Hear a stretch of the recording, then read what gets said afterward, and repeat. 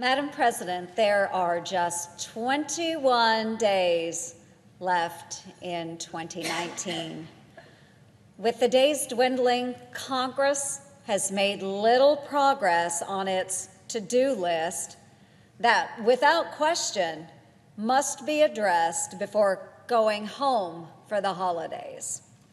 This is largely due to the distractions and delays caused by the Democrats in this body, and especially by those across the Capitol.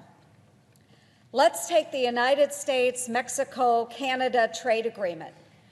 President Trump signed it over 1 year ago. If approved, USMCA would create 176,000 new jobs by expanding access to markets and providing much-needed certainty for American businesses and farmers. Literally everyone benefits, yet here we are, still waiting for the House Democrats to bring it up for a vote that would be broadly bipartisan.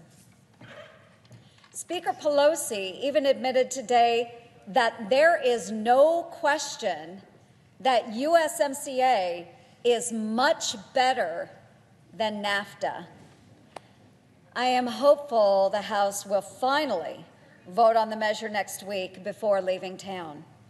This would be a great Christmas gift for American workers, farmers, and businesses.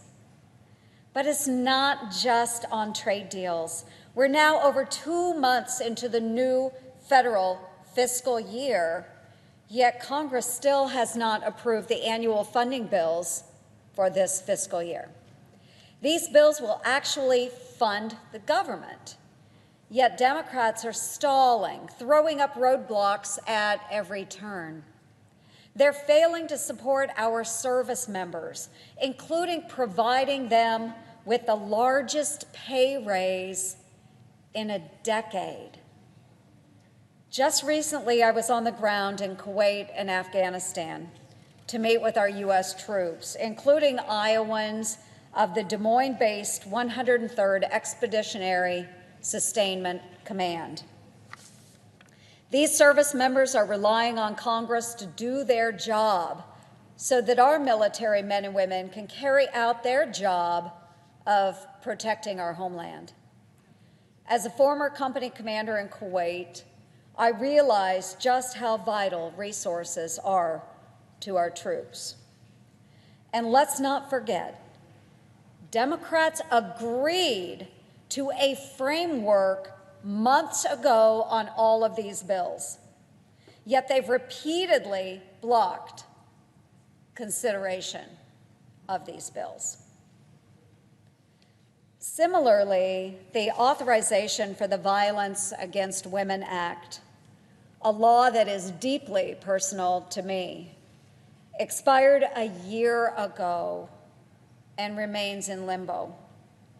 For months, the ranking member of the Judiciary Committee and I worked to develop a bipartisan bill to renew the law, which provides desperately needed resources to prevent domestic and sexual abuse and care for our survivors.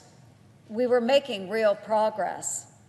But all of a sudden, Senate Democrats walked away from the progress we made in an apparent attempt to make violence against women an election issue.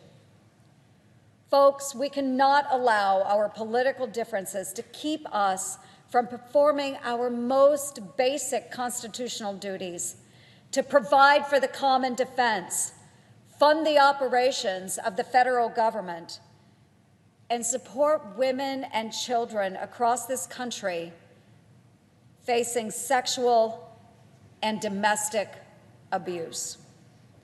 I plan on continuing to work with Senator Feinstein without regard to the political winds, because we have to stop playing politics with women's lives and our nation's defense. At a time when Democrats and Republicans in Washington can't find many areas of agreement, These are all issues where we should and absolutely can find common ground.